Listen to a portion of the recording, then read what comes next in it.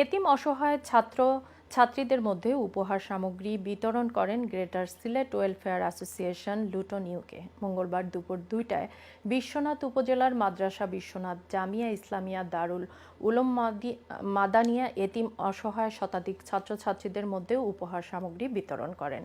এ সময় উপস্থিত সকলে বলেন, greater Sylhet welfare association Luton UK সবসময় অসহায় গরিব মানুষদের সাহায্য সহযোগিতা করে যাচ্ছে এবং ভবিষ্যতেও করে যাবে বলে আশা ব্যক্ত করেন। এছাড়াও সকল ক্লান্তি লগ্নে সাহায্য সহযোগের হাত বাড়িয়ে greater Sylhet welfare association Luton UK. মাদ্রাসার শিক্ষকরা greater Sylhet welfare association Luton ইউকের প্রতি কৃতজ্ঞতা প্রকাশ করে অসহায় এতিম ছাত্রদের পাশে দাঁড়ানোর জন্য। অনুষ্ঠান শেষে সমস্ত মুসলিম উম্মাহ ও মানব জাতির জন্য দোয়া পড়া হয়।